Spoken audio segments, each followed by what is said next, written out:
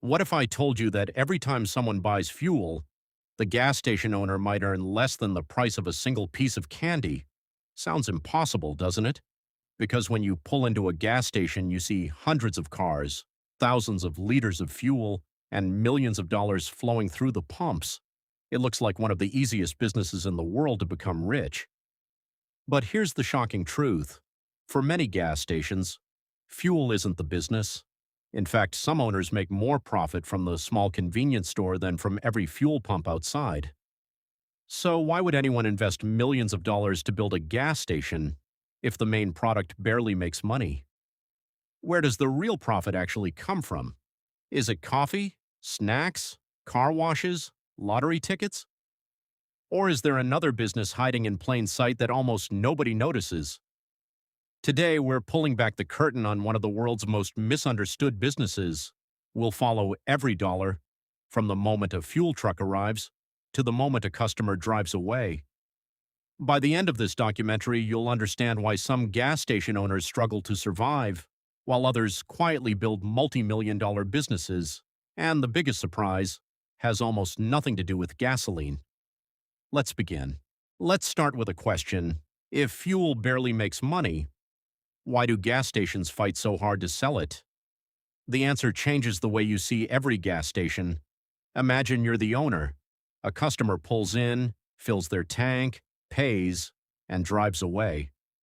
You just sold nearly $50 worth of fuel. Sounds like a great sale, right? But after paying the oil company, transportation costs, taxes, credit card fees, and operating expenses, you might only keep a tiny fraction of that sale. Sometimes just a few dollars, sometimes even less. That's why experienced gas station owners don't think of fuel as their biggest product. They think of it as something much more valuable, a magnet. Fuel brings people onto the property, and once a customer steps out of the car, the real business begins. Every extra minute they spend at the station creates another opportunity to make money. But that raises an even bigger question. If fuel's real job is simply bringing customers in, what products inside the station are actually generating the biggest profits? The answer might surprise you. Here's something most people never notice. Two customers pull into the exact same gas station. Both spend $50, but one of them is far more valuable. The first customer fills the tank, taps their card, and drives away. The second customer fills the same amount of fuel, then walks inside. They grab a coffee, a bottle of water, maybe a sandwich, perhaps a chocolate bar for the road. Suddenly, that single visit becomes far more profitable. The surprising part? The station owner often earns more from those small purchases than from the fuel itself. That's why convenience stores are designed the way they are. Notice where the coffee machine is, the snacks, the cold drinks, even the checkout counter. None of it is an accident. Every shelf, every product, and every step you take inside the store is carefully designed to increase one thing, the amount you spend. But even the convenience store isn't the biggest secret. Because before a single customer can buy anything, the owner has already invested millions of dollars underground. And that's where this business becomes far more expensive than most people imagine. The most expensive part of a gas station isn't what you see, it's what you don't. Every time you stop to fill your tank, you're standing above millions of dollars hidden underground. Long before the first customer ever arrives, massive steel fuel tanks, each capable of holding tens of thousands of liters, are carefully buried beneath the station. But simply digging a hole isn't enough. One small fuel leak can contaminate the surrounding soil, pollute underground water, and cost the owner millions of dollars in cleanup. That's why every modern gas station is packed with technology most drivers never see.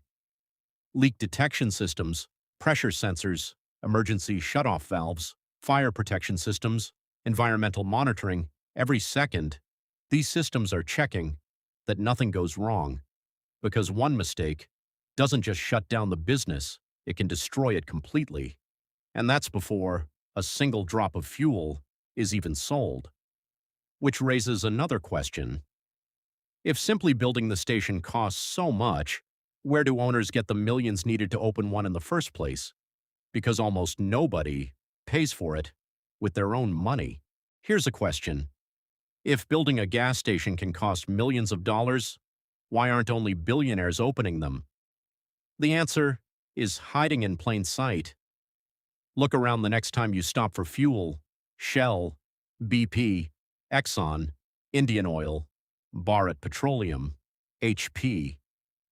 These aren't just fuel brands, they're business empires, and many of the stations carrying their names aren't actually owned by those companies. That surprises a lot of people. The giant oil company may supply the fuel, protect the brand, and set strict operating standards, but the person unlocking the doors every morning is often a local business owner who has invested everything to earn that opportunity. Some mortgage their homes, some take massive bank loans, some spend years saving just to open a single location because they're betting that one busy corner can change their family's future. But here's the part almost nobody talks about. Opening the station light is actually the easy part. Keeping it alive is where most owners lose sleep. Because every morning, before the first customer even arrives, the meter is already running. Owning a gas station sounds simple. Open the station, sell fuel, make money, but that's almost never how it works. The moment the station opens for the day, money starts leaving the business. Employees are on the clock, the lights stay on, refrigerators keep running, coffee machines are heating up, security systems never sleep, and none of them care. Whether one customer shows up or 1,000, that's what makes this business so dangerous. A quiet day doesn't just mean lower sales, it means the same expenses, spread across fewer customers. Suddenly, every missed sale becomes much more expensive. That's why experienced owners don't celebrate selling more fuel, they celebrate seeing more cars pull into the station, because every car is another chance to make a profit. But here's the catch. Not every customer is equally valuable. One customer can spend $50 and barely make the station any money. Another customer can spend half that amount and generate twice the profit. How is that even possible? The answer is hiding behind the front door. So, how can someone spending less make the gas station more money? The answer has nothing to do with fuel. Walk inside almost any gas station, and you'll find the same things. Fresh coffee, cold drinks, chips, chocolate, sandwiches, energy drinks. They don't take up that space by accident. Those shelves are some of the most profitable square meters in the entire business. A cup of coffee that costs only a few cents to make might sell for several dollars. A bottle of water, a chocolate bar, even a pack of gum can earn the owner far more profit than selling dozens of liters of fuel. That's why the convenience store isn't an extra business. For many stations, it is the business. Fuel gets you to stop. The store is where the station hopes you'll stay. But have you ever noticed something strange? The items people buy most are rarely the first things they see. That's not bad design. It's a strategy built on decades of studying how people make buying decisions. And once you see it, you'll never walk into a gas station the same way again. Have you ever stopped for fuel, planning to spend nothing else, but somehow walked out with a coffee, a cold drink, or a bag of chips? That's not a coincidence. It's exactly what the gas station wants. Every shelf, every refrigerator, every product is placed with one goal in mind: to make you spend just a little more than you planned. Notice something the next time you visit. The drinks you want most usually aren't near the entrance. They're at the back. Why? Because every extra step you take is another chance to notice something you didn't plan to buy: a chocolate bar, a fresh sandwich, a bottle of water, even a pack of gum. Small purchases, made in just a few seconds, can quietly become some of the station's biggest profits.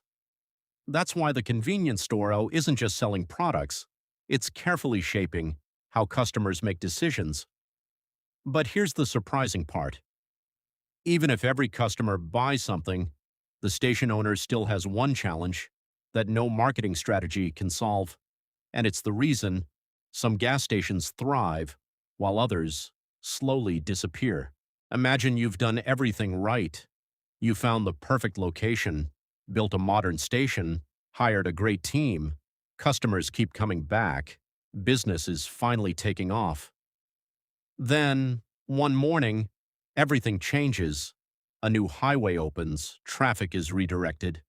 Thousands of cars that once passed your station simply disappear. Not because your fuel is worse, not because your service changed, but because the road changed. That's the reality of this business.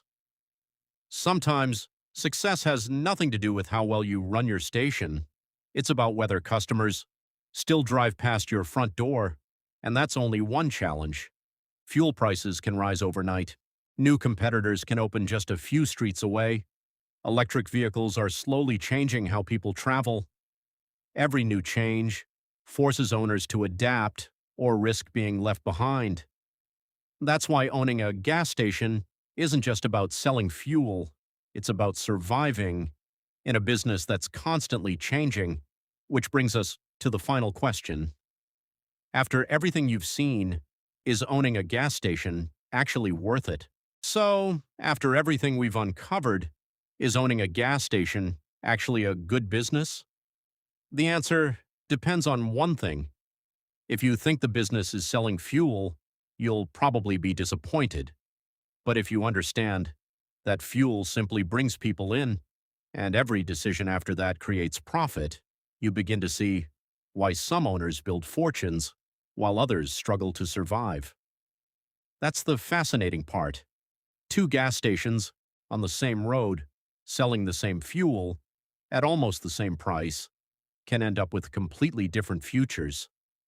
One struggles while the other quietly builds wealth year after year, and it all comes down to the decisions most customers never notice. So the next time you stop to fill your tank, don't just look at the fuel pumps, look at the business behind them, because once you understand the economics, you'll never see a gas station the same way again. If you enjoyed uncovering the hidden economics behind this business, subscribe to Owner's Economics, where we break down the numbers, the strategies, and the untold stories behind the world's most fascinating businesses.